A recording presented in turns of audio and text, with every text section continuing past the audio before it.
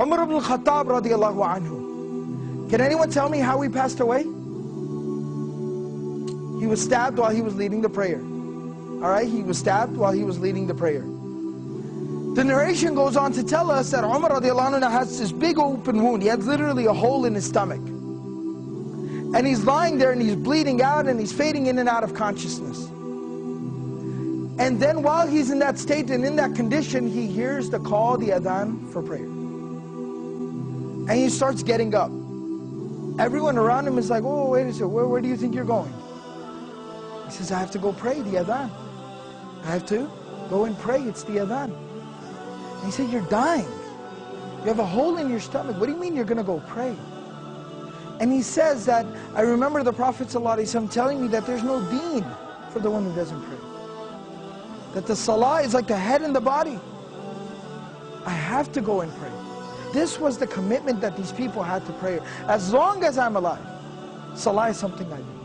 That's the commitment, the connection that they had with prayer. So this is from Surah Maryam, Surah number 19, ayah number 31. My Lord has firmly commanded me to pray and to give charity or to purify myself as long as I am alive. Ma dumtu hayyan, as long as I remain alive.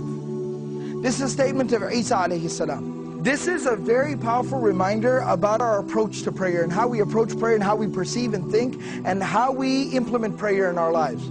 You see, we're supposed to pray, it's saying, as long as I am alive. Till my last breath, I am committed to salah, to prayer. Now what does that exactly mean? It means no matter what comes up, prayer is something that I will hold on to till my last breath. I will concern myself with till death. And the Prophet ﷺ demonstrated this. He lived this. Now this isn't just theory, this isn't something just fancy to say. It's not just a fancy slogan. The Prophet ﷺ lived it. You know, about a week before the passing of the Prophet ﷺ, he fell very ill. He became ill. And the Prophet ﷺ was incapable of standing up and even walking on his own very soon after.